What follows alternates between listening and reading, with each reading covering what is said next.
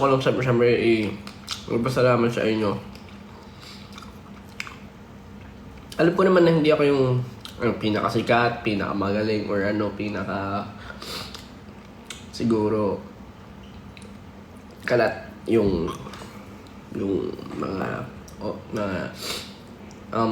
songs online.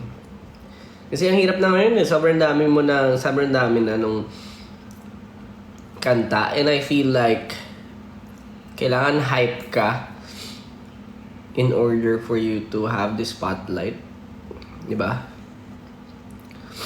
And to be honest, masaya na ako na i-release ko itong mga kanta na to. Pero I won't stop there.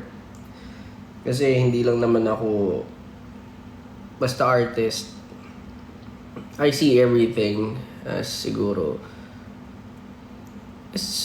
parang ang naisip ko nga rito, nakakapagod na yung paggawa ng kanta, pero mas nakakapagod pala yung pagpapromote in reality. Yung bago pa lang ako, pagkatapos ko gawin yung mga kanta, alam ko yun eh. Alam ko na yung na-expect ko kasi nakailang releases na ako eh.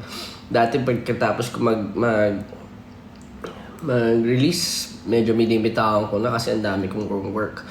Ngayon talagang pinupush ko lahat. And thankful lang ako kasi andyan, kasama ko kayo. Alam kong kasama ko kayo. Yun eh. Thankful ako kasi alam kong kasama ko kayo. Masaya ako sa ganito. Mahirap man siya. Pero wala namang madali. Tsaka perfectionist lang din ako when it comes to things. Kaya pagpasensyahan nyo na kung ano na tuloy nangyayari katulad kanina. Pero may balat lang ata ako sa puwet. Laging parang hindi gumagana sa first try lahat ng bagay sa akin. Yun napansin ko.